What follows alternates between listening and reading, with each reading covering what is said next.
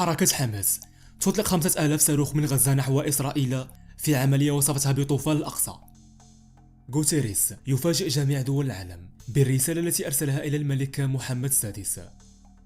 خبر عاجل، تبون يعترف لأول مرة بانهزامه ويوجه اتهام خطير للمغرب. حركة حماس تطلق 5000 صاروخ من غزة نحو إسرائيل في عملية وصفتها بطوفان الأقصى. أعلنت خدمة الإسعاف الإسرائيلية السبت عن مقتل امرأة وجرح عدة أشخاص بعد إطلاق وابل من الصواريخ من غزة بشكل مفاجئ في ساعة مبكرة صباحا. وفيما أعلن الجيش الإسرائيلي حالة تأهب للحرب وبدء عملية ضد أهداف تابعة لحماس، قال الجناح المسلح للحركة إنه تم إطلاق أكثر من 5000 صاروخ مع بدء عملية طوفان الأقصى. وذانت فرنسا بحزم شديد الهجمات الإرهابية الجارية ضد إسرائيل وشعبها بعد إطلاق آلاف الصواريخ من قطاع غزة وعملية تسلل إلى إسرائيل، على ما أعلنت وزارة الخارجية الفرنسية السبت. وأعربت الوزارة عن تضامنها التام مع إسرائيل وضحايا هذه الهجمات، وأعادت تأكيد رفضها المطلق للإرهاب وتمسكها بأمن إسرائيل. وأعلن مسؤول السياسة الخارجية في الاتحاد الأوروبي جوزيف بوريل يوم السبت أن الاتحاد يدين بشكل لا لبس فيه هجمات حماس ويعرب عن تضامنه مع إسرائيل. وقال في رسالة على موقع إكس: إننا نتابع الأخبار الواردة من إسرائيل بقلق وندين بشكل لا لبس فيه هجمات حماس، ويجب أن يتوقف هذا العنف المروع على الفور، فالإرهاب والعنف لا يحلان شيئا. وأضاف أن الاتحاد الأوروبي يعرب عن تضامنه مع إسرائيل في هذه الأوقات الصعبة. وأطلق أكثر من 5000 صاروخ من قطاع غزة نحو إسرائيل يوم السبت حسب ما قال الجناح المسلح لحماس، معلنا بدء عملية طوفان الأقصى. وقالت كتائب عز الدين القسام إن القيادة قررت وضع حد لكل جرائم الاحتلال وانتهى الوقت الذي يعربد فيه بدون محاسبة. وأضافت: نعلن بدء عملية طوفان الأقصى ونعلن أن الضربة الأولى التي استهدفت مواقع العدو وتحصيناته تجاوزت 5000 صاروخ وقذيفة حسب ما جاء على موقع تلفزيون الأقصى التابع للحركة. غوتيريس يفاجئ جميع دول العالم بالرسالة التي أرسلها إلى الملك محمد السادس.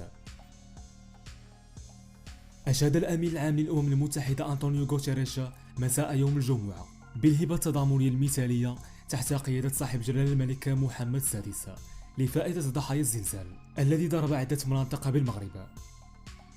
وأعرب الأمين العام للأمم المتحدة في كلمة تلاها نيابة عن الممثل السامي لتحالف الحضارات التابع للأمم المتحدة ميغيل أنخيل خلال افتتاح الدورة 44 لموسم أصيلة الثقافي الدولي عن دعمه وتضامنه عقب الزلزال الذي ضرب عدة جهات من المملكة المغربية، مشيدا بالتعبئة القوية للشعب المغربي التي صارت نموذجا في التضامن تحت القيادة الحكيمة لصاحب جلالة الملك محمد السادس.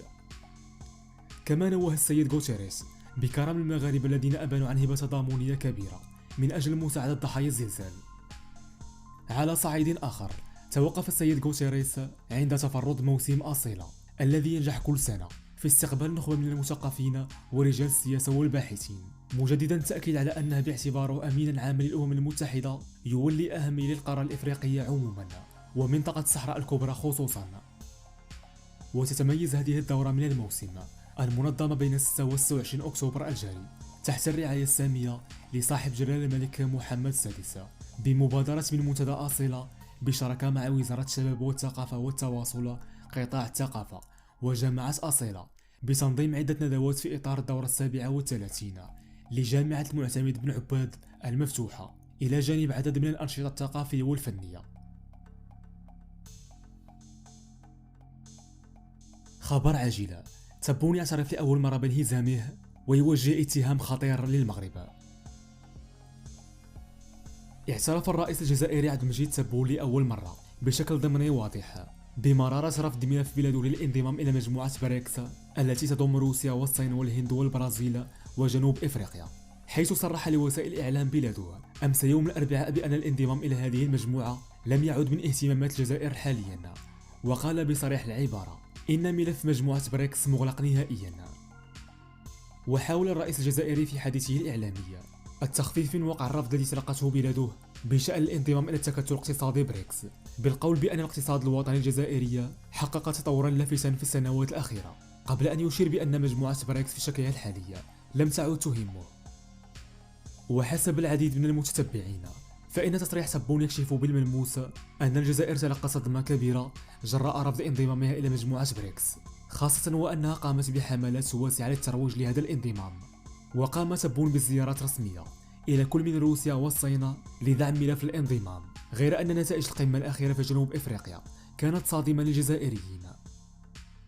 وفي هذا السياق فإن أعضاء بريكس المؤسسين للمجموعة أعلنوا قبول 6 دول جديدة ابتداء من فاتح يناير سنة 2024، هي مصر والإمارات العربية والمملكة العربية السعودية وإيران والأرجنتين وإثيوبيا، فيما تم رفض ملف الجزائر إلى جانب ملفات العديد من البلدان الأخرى. وكانت الجزائر تعول بشكل كبير على الانضمام إلى هذا التكتل الاقتصادي، وقد روجت الصحافة الجزائرية لكون أن هذا الانضمام سيشكل نقطة تحول كبيرة في اقتصاد البلاد، وأن الانضمام سيفتح أمام الجزائر أسواقا جديدة ستساهم في زيادة صادراتها وبالتالي حدوث النمو الاقتصادي المنشود.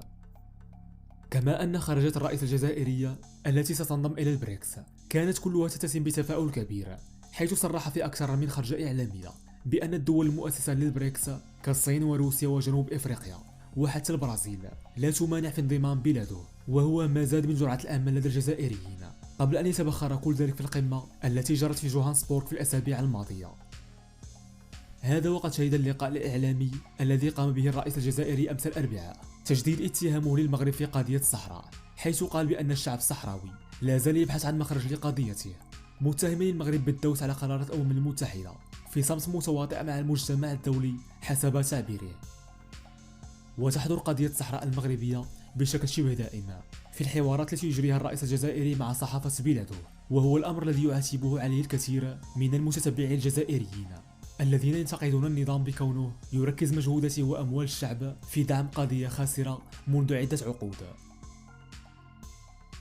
نشكركم على حسن المتابعة.